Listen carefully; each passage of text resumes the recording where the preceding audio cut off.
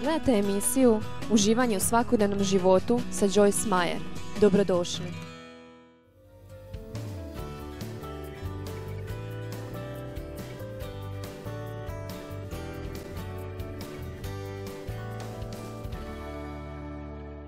Danas ću govoriti o ometanju Sotoninih planova.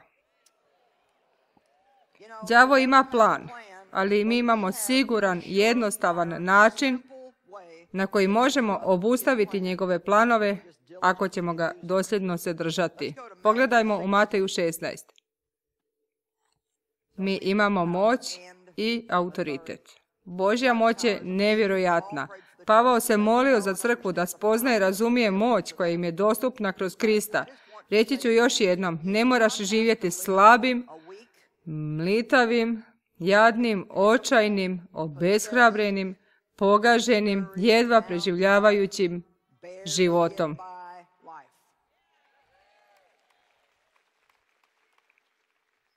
Vjerujem da svaki dan svoga života možemo izvojevati pobjedu nad bilo čim što nam đavo pokuša donijeti ako smo oprezni i aktivni. Ne želimo da nas Sotona prevari, a on je majstor zablude i otac laži.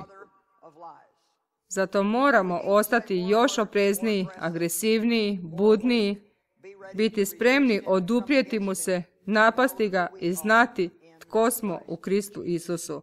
Znaš li da je ono tko si ti u Kristu drugčije od onog što ti radiš? Zaista moramo odvojiti naše tko smo od našeg što činimo. Ja ne činim sve ispravno, ali sam i dalje dijete Božje. Nisam ondje gdje trebam biti, ali hvala Bogu što više nisam tamo gdje sam bila. Rastem, Bog vidi tvoje srce. On nije ljut na tebe, Bog nije ljut na tebe, amen. On te voli i želi ti pomoći.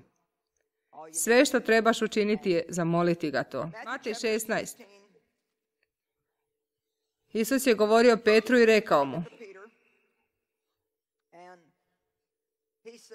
Petre, ti si stijena i na toj stijeni, govorio je o stijeni Petrove vjere, sagradit ću svoju crkvu i vrata paklena neće je nadvladati.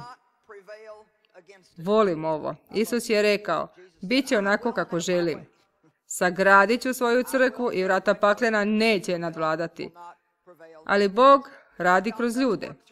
Čini se kao da, bez obzira na to koliko loše stvari postanu u svijetu, Bog uvijek ima ostatak ljudi negdje koji mole, koji će negdje nešto poduzeti. Negdje uvijek postoji grupa ljudi koji će ostati blizu Boga, vjerovati Bogu i Bog kroz te ljude radi. Onda je rekao Petru u stihu 19, tebi ću dati ključeve kraljevstva nebeskoga. I ključevi predstavljaju autoritet. Ako imaš ključeve, imaš autoritet.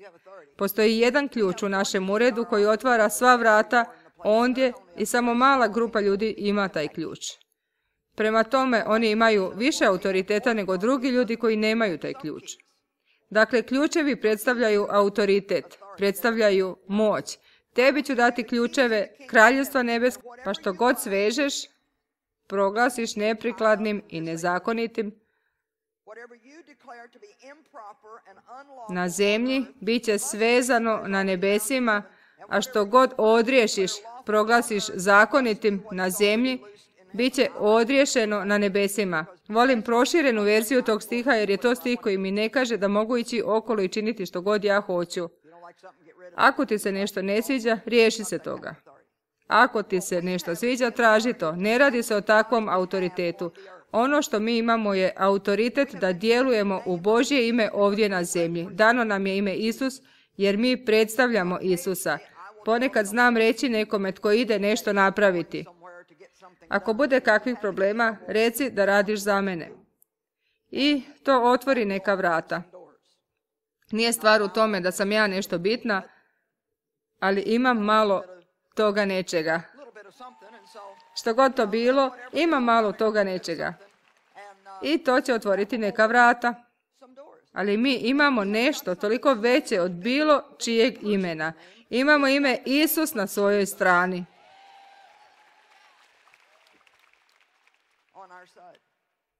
I zato imamo autoritet kao predstavnici Boga. Zaista želim da svaki vjernik dobije duboko otkrivenje da je Kristov predstavnik na zemlji i da se Bog otkriva svijetu kroz nas. Mi smo to. Krist u nama, nada slave. Bog zaslužuje da ga se uzdiže. On je uložio sebe u nas i dao nam svoju moć i svoje ime kako bismo se suprotstavili bilo kojem zlu utjecaju koji pokušava zaustaviti ili spriječiti rast kraljevstva Božjeg.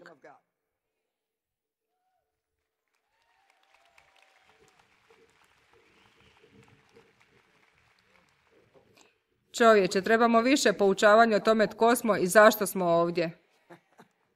Da Bog nije imao svrhu za tebe i mene, onog trenutka kad nas je spasio, on bi nas uzeo odavde.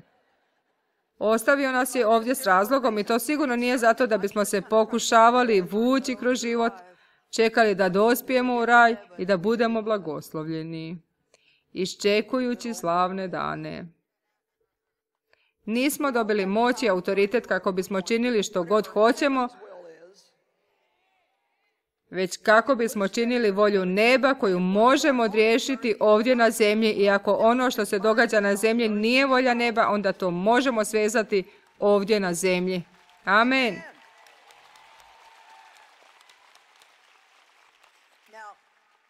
Vjera je ono što se traži i vjera je nešto što Bog stavlja u sve nas. Svakom je čovjeku dana mjera vjere. Stoga imaš dovoljno vjere da bi činio što god Bog traži, da učiniš kao svoj dio u njegovom planu i njegovoj ekonomiji. Ja imam dar vjere da radim ovo što radim. I Bog ti daje dovoljno vjere da činiš što On želi da činiš. Ako imaš dijete s posebnim potrebama, Bog će ti dati vjeru da odgojiš to dijete i da živiš sretno usred svega toga.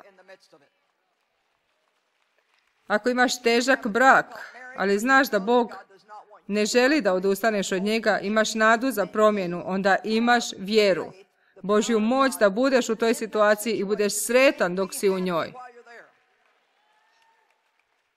Sa mnom je Dejvu bilo teško prve 3-4 godine braka, ali on je imao vjeru, znao je da me Bog može promijeniti. I on me nije pokušavao promijeniti, niti mi je dopuštao da učinim njega nesretnim i to je bilo jako važno. Prestani dopuštati ljudima u svom životu koji su očajni da čine tebe očajnim. I bit ćeš im puno veći svjedok i svjedočanstvo ako zadržiš mirnu radost.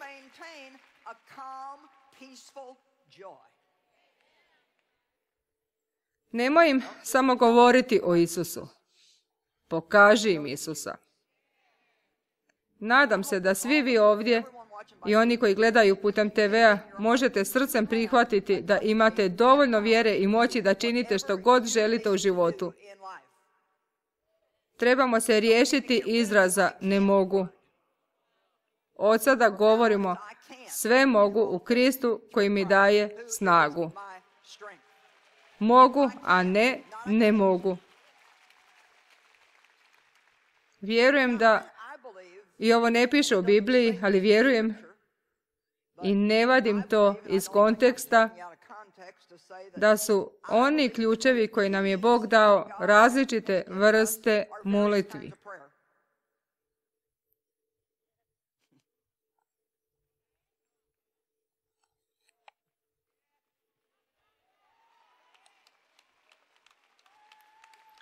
Slušaj, crkvo, moramo se naučiti moliti kroz čitav dan.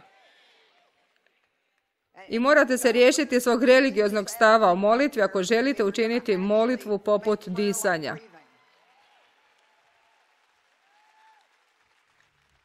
Molite bez prestanka. Kako to možete činiti? Molitva jednostavno postane prirodna kao disanje. To je tvoj prvi odgovor na svaku situaciju. Ne činiš ništa bez da tražiš Božju pomoć. Za sve što ti Bog da, odmah ga slavi i zahvaljuj mu. Postoje različite molitve za različite stvari. Tu je molitva zamolbe kojom mogu tražiti od Boga nešto što trebam ili želim. Postoji molitva zastupanja kojom molim za nekog drugog. Postoje molitve predanja. Neka bude tvoja volja, ne moja. Predajem sebe tebi. Predajem ti svoju brigu. Predajem svoju situaciju Bogu. Predajem ovo tebi, Bože. Neću se brinuti oko toga. Neću biti uzrujana oko toga. Ovo je tvoj posao. Vjerujem ti da ćeš ga riješiti i popraviti. Daš to Bogu kroz molitvu predanja. Postoji molitva zahvaljivanja, uzdizanja i ona bi trebala zauzimati veći dio našeg molitvenog života. Slavljenje i zahvaljivanje treba uvijek nadmašiti zamolbe i nema ograničenja u tome što možeš tražiti. Ali ako zahvalimo Bogu za sve što već imamo, jer Biblija kaže da molimo sa zahvalnosti, zašto bi nam Bog dao nešto drugo ako već prigovaramo za ono što smo dobili? Moramo biti zahvalni ljudi. Onda postoji molitva slaganja. I to znači da se dvoje ljudi slaže oko svega. To ne znači da se možeš svađati cijeli tjedan sa svojim supružnikom i onda trebati čudo u nedjelju i reći hajde da se složimo oko ovoga. Biblija kaže, ako se dva od vas slože na zemlji i proširena, Biblija kaže oko bilo čega, što god tražili, bit će vam.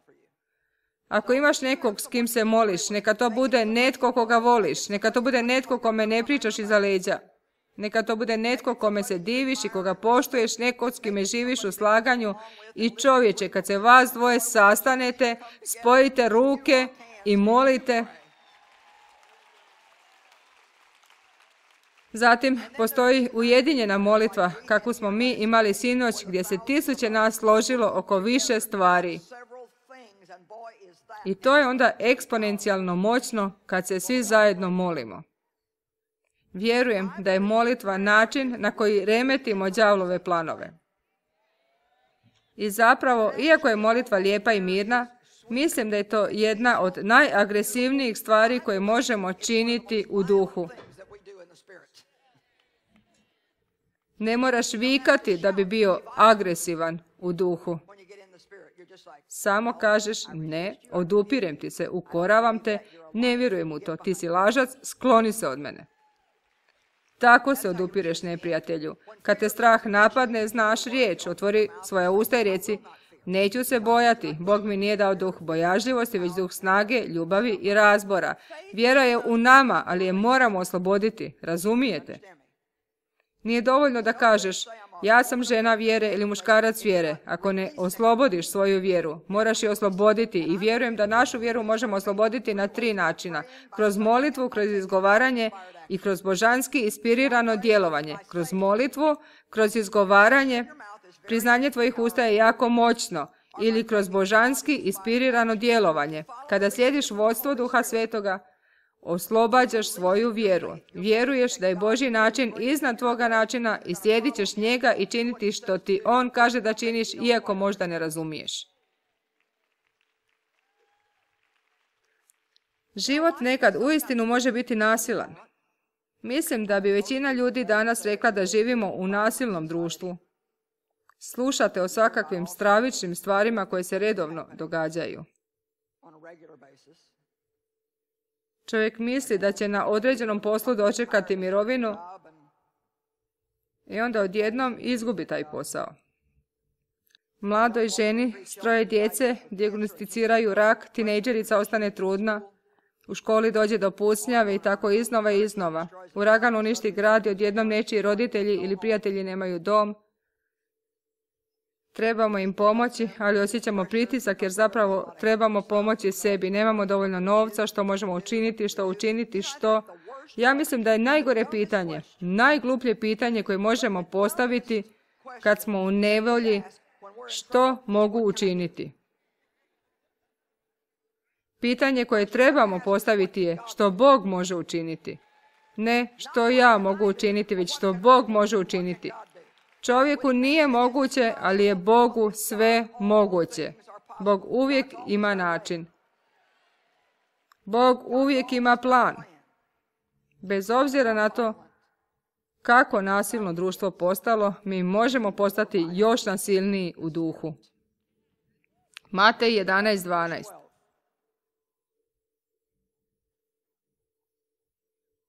Uistinu želim izgraditi danas vašu vjeru u moć jednostavne, vjerne molitve. Zapravo sam dosad čuvala ovu knjigu da vam sad kažem za nju. Napisala sam je prije nekoliko godina, ali tražila sam da mi donesu kopije nje ovaj vikend. Zove se Moć jednostavne molitve. Ja mislim da mi kompliciramo molitvu i molitve ne moraju biti dugačke, ne moraju biti elokventne, ne moraju biti otmjene, ne moraš biti u određenom položaju, ne moraš biti na tihom mjestu. I kad naučiš kako je molitva jednostavna, da je poput disanja i da treba biti dijelom svega što radiš, u čemu imaš kontinuirani razgovor i zajedništvo s Kristom, tada shvatiš što je intimnost s Bogom. Ako želiš biti intiman s Bogom, onda mu se ne obraćaš samo kad nastupi katastrofa. Shvatiš da si bez njega ti hodajuća katastrofa. I ne čekaš da dođe nevolja kako bi se molio. Moli se unaprijed da ne dođeš u iskušenje. Moli se unaprijed. Bože, ako se danas dogodi nešto neočekivano, molim te da mi pomogneš da ostanem stabilna i da te dobro predstavljam. Ima toliko sjajnih stvari o kojima se možemo moliti za sebe i druge. Ja sam se jutros ustala u 6:20 i došla sam ovamo u 20 do 10. I mogu slobodno reći da sam se, dok sam došla ovamo, molila već 3 sata. To može zvučiti jako duhovno, ali jednom nisam bila na koljenima. Nijednom nisam sklopila ruke ili pognula glavu. Ne kažem da je to krivo. Sjajno je izdvojiti vrijeme i za to. Ali ja sam se jednostavno molila kroz sve što sam radila. Molila sam se za vas, molila sam se za sebe, molila sam se za snagu koju ću predstavljati, molila sam se za svoju djecu, za naše partnere, kako biste samo razumjeli kako je moćna ova jednostavna molitva. Znate li što čini molitvu moćnom? Vjera. Jednostavna vjera. Jeste primijetili čak i kad se molite da đavo želi da ne vjerujete kako to ima ikakve koristi? Osjećate li se ikad tako dok molite? Ja da. Đavle, kad ćeš više umuknuti? Molit ću se, ali znam čuti tu malu laž. Nema nikakve koristi od toga. Nema nikakve koristi od toga. Znaš zašto? Jer ponekad mislimo, ne osjećam ništa, ne naježim se, ne osjetim toplinu, ne osjetim povjetarac. Dajte, govorim li istinu? Ali kad ste predani molitvenom životu, osjećaš nešto ili ne? Ako obratite pažnju, vidjet ćete rezultate svojih molitvi svugdje.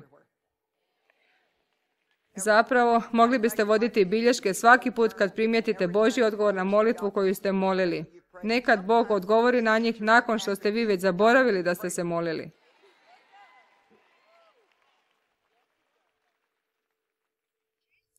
Isus nam je ostavio svoje ime.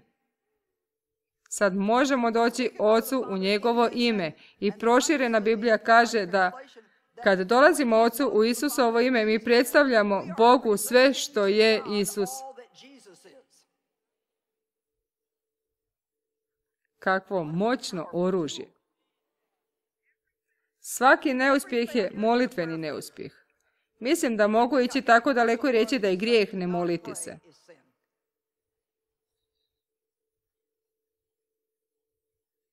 Nemojte to produhovljavati i činiti od toga ono što nije. Nemojte nikad reći, kad se budem išao moliti, molit ću za ovo. Samo se moli. Moli se upravo sada. Moliti znači tražiti. Tražiti ili zahtijevati na način pun poštovanja ono što je već tvoje u banci za tebe. Kad se moliš, to je kao da koristiš debitnu karticu s računom koji je uvijek pun. Čovječe,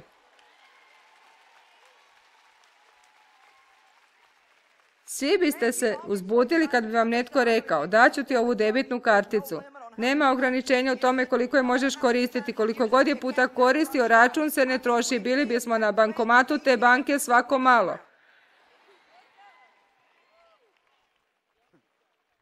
Koliko vas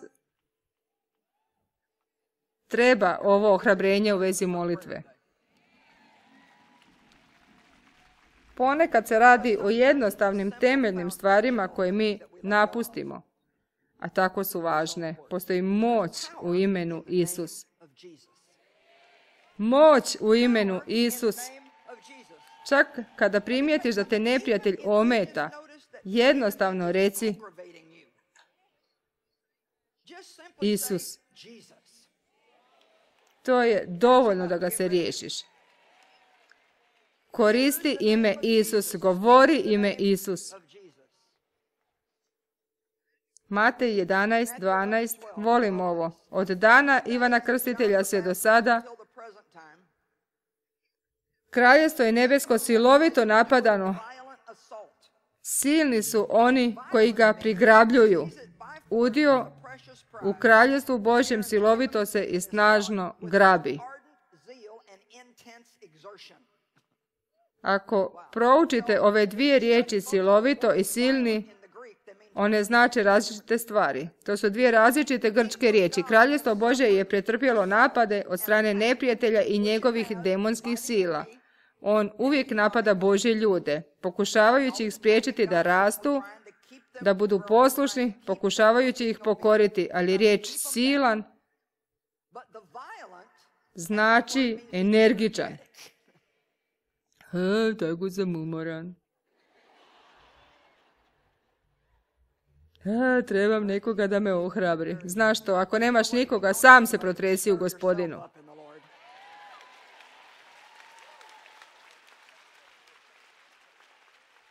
Kad dođe subota ujutro na ovim konferencijama, i morate znati da mi ovo nije prvi put ovdje, radim ovo već godina, kažem vam, do subote ujutro ja budem...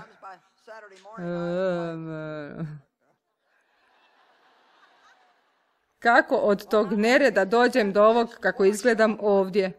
Ne tako što imam sve vas u hotelskoj sobi da me ohrabrujete. Ondje sam sama, toliko umorna da jedva gledam, pitajući se hoće li mi mozak uopće raditi, ne osjećajući se nimalo pomazano. Ali možeš sam sebe ohrabriti, možeš sam sebe protresti u Bogu. I ako uvijek čekaš nekog drugog da te usreći, preuzmi odgovornost za vlastitu radost. Amen. Ovo je dan što ga učini Jahve. Kličimo i radujmo se njemu. Amen. Haleluja.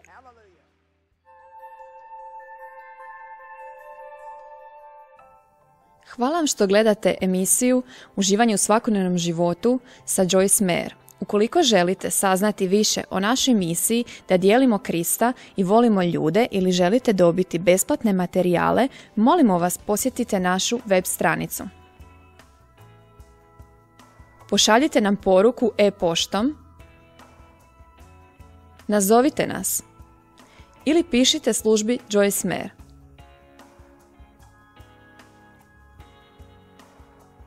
Želimo vam Božji blagoslov.